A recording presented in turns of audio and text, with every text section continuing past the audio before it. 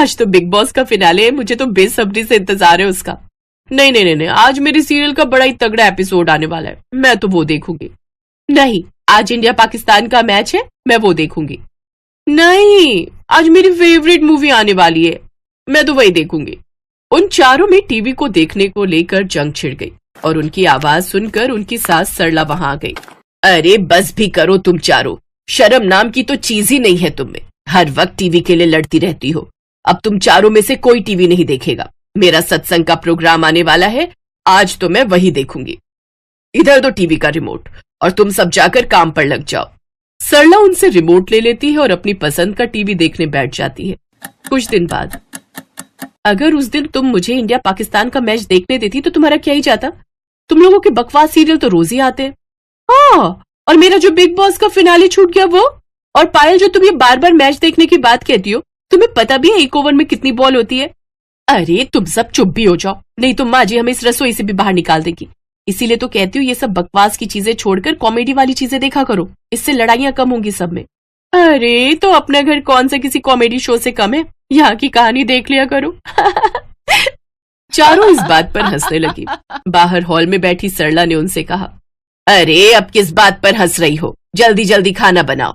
इनका भी कुछ समझ नहीं आता, कब हंसने लगती हैं और कब लड़ने लगती हैं।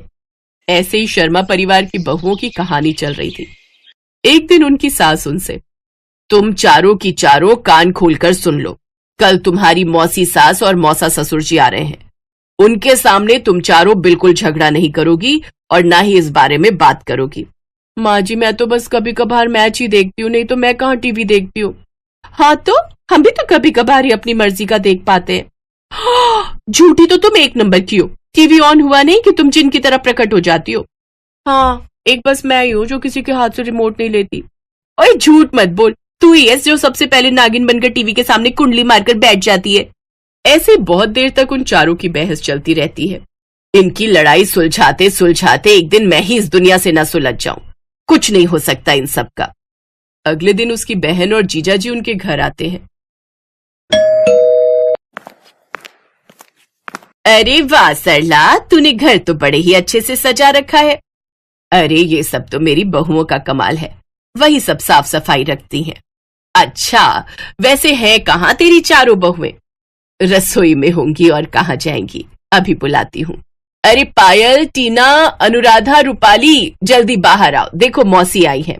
सास की आवाज सुनकर चारों बहुएं बाहर आई और अपनी मौसी सास और ससुर के पांव छूती हैं। वाह वाह, कितनी संस्कारी बहुएं हैं, रूप गुण संस्कार सभी गुण हैं इनमें। हाँ, वो तो अभी टीवी चलने दो, तब सारे संस्कार बाहर आ जाएंगे। तुमने जरूर कोई पुण्य किए होंगे जो इतनी सुशील और अच्छी बहुएं तुम्हें मिली हैं। वो दोनों बातें कर ही रही थी कि तभी अनुराधा आती है। माँ जी, मौसी जी, मौसा जी, चलिए सब खाना खा लीजिए, खाना तैयार है। खाना खाकर मौसी और सासू माँ टहलने चली जाती है और मौसा जी बैठकर टीवी देखते हैं। तभी मौके का फायदा उठाकर पायल वहां आती है। मौसा जी, ये आप न्यूज क्यों देख रहे हो? इसमें तो पूरा दिन एक ही खबर बार बार अलग अलग तरीके से सुनाते रहते हैं। वैसे आजकल टेस्ट मैच शुरू होने वाले हैं, वो लगा दीजिए ना। मनोहर चैनल बदल देता है। कुछ देर बाद टीना वहां आती है। अरे क्या फालतू का मैच देख रहे हैं आप? वो स्टार प्लस पर जो नाटक आ रहा है ना, वो चला दीजिए ना, उसमें मेरा पसंदीदा नाटक आने वाला है, आप वो लगा दो, उसमें आज बहू घर से भाग जाएगी। मनोहर एक बार फिर चैनल बदल देता है, लेकिन पायल का मुंह बन जाता है। तभी वहां रूपाली आ जाती है। अरे ये सब तो बेकार का नाटक है, आप ना मौसा जी वो रियलिटी शो लगा दीजिए। मनोहर एक बार फिर चैनल बदल देता है। तभी अनुराधा आती है। मौसा जी, आज वो फिल्म आने वाली थी सलमान की, वो लगा दीजिए ना।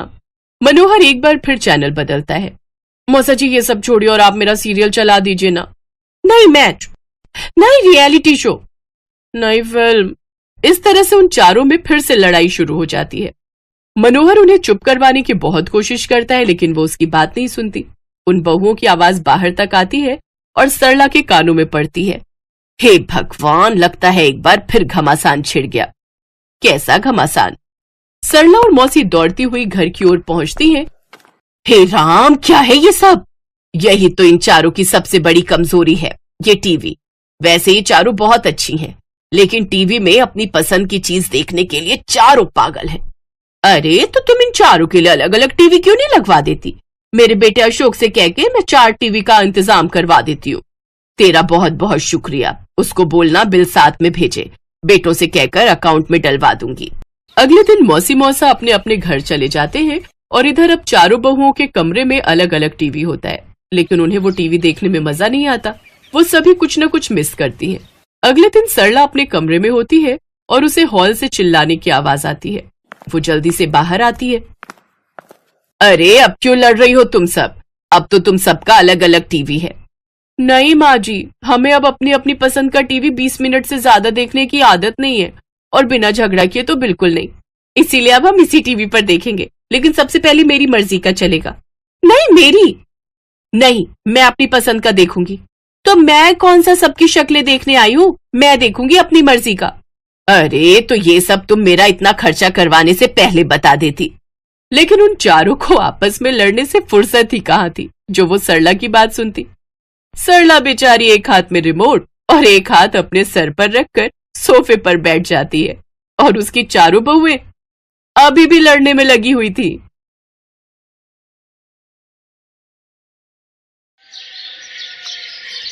गायत्री देवी के 4 बेटे और 4 बहुएं थीं। पहले और दूसरे नंबर की बहुएं अमीर खानदान से आई थीं और तीसरे और चौथे नंबर की बहुएं गरीब परिवार की थीं।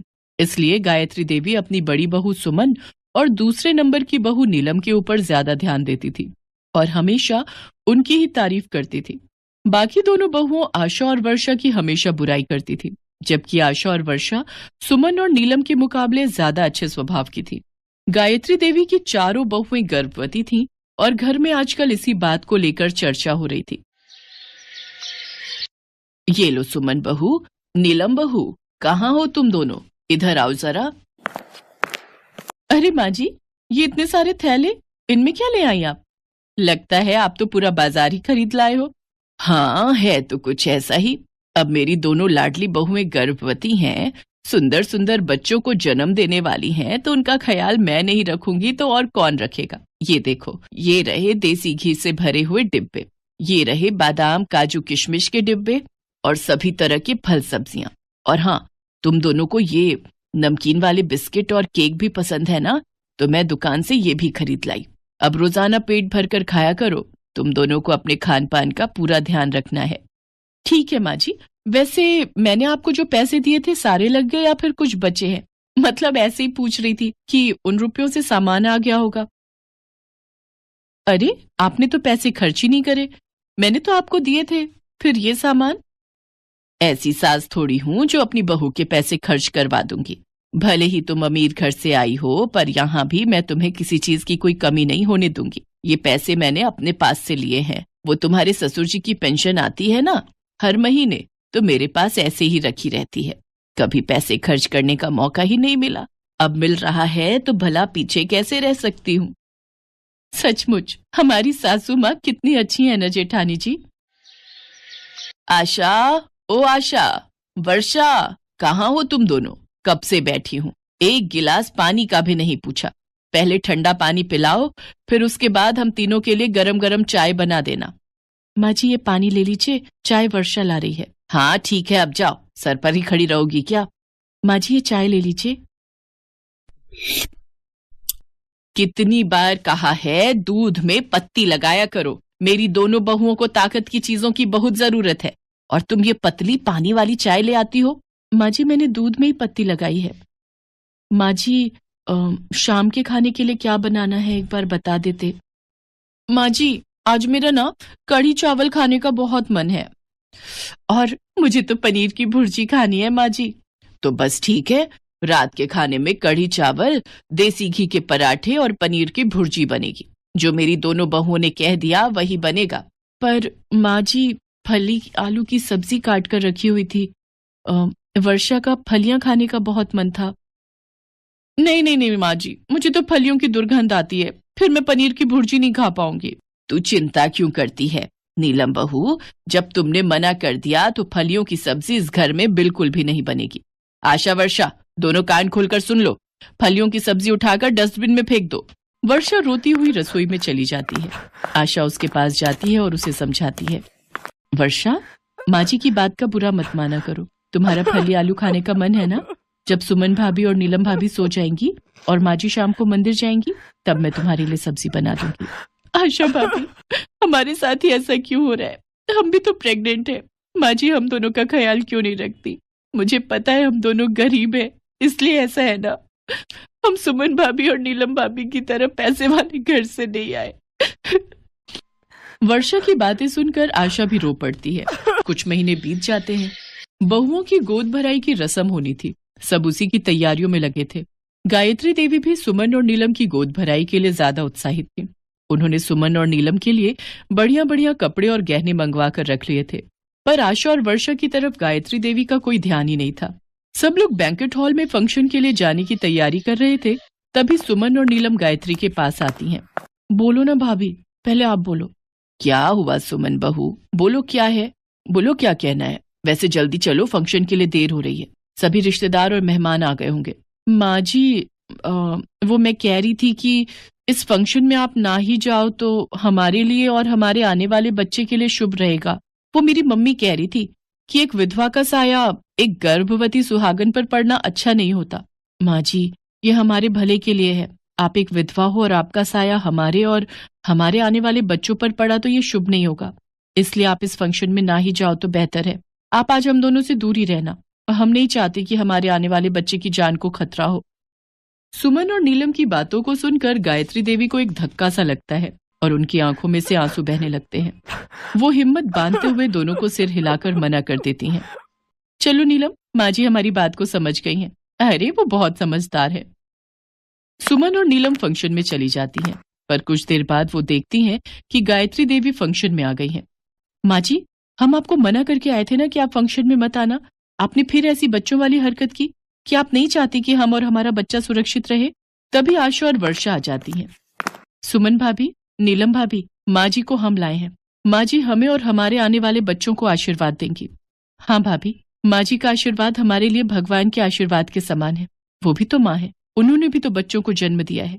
वो भी हमारे होने वाले बच्चों की दादी बनेंगी, इसलिए हमें आशीर्वाद देने का सबसे पहला अधिकार माँ जी का है। चलिए माँ जी, हम दोनों बहुओं को अपना आशीर्वाद दीजिए। हमारी गोद भराई की रस्म आपसे ही शुरू होगी। मुझे माफ कर दो आशा बहू, वर्षा बहू। मैंने हमेशा तुम दोनों के साथ कितना बुरा व्यवहार किया। आज तुम दोनों ने मेरा कितना सम्मान किया है। सुमन और नीलम के लिए मैंने कितना कुछ किया, पर उन्होंने मुझे इस अच्छाई का क्या सिला दिया। भले ही वो अमीर घर से आई है, पर उनका दिल। कहते कहते गायत्री देवी फूट फूट कर रो पड़ती है। माँ जी चुप हो जाइए, अब रोना नहीं। चलिए हम सब मिलकर फंक्शन में एंजॉय करेंगे। गायत्री देवी आशा और वर्षा को अपने गले से लगा लेती हैं। उस दिन से गायत्री देवी आशा और वर्षा को बहुत प्यार करने लगी। वो चारों बहुओं में बराबर ही समानता रखती थी। जिसके हिस्से का काम है उसी को करना है। ये नहीं कि सुमन और नीलम अमीर हैं तो उन पर ज्यादा ध्यान दें, ऐसा कुछ नहीं था। आगे भी चारों बहुओं और चारों बहुओं के बच्चों में भी गायत्री देवी ने समानता रखी। ये देखकर आशा और वर्षा बहु खुश थी।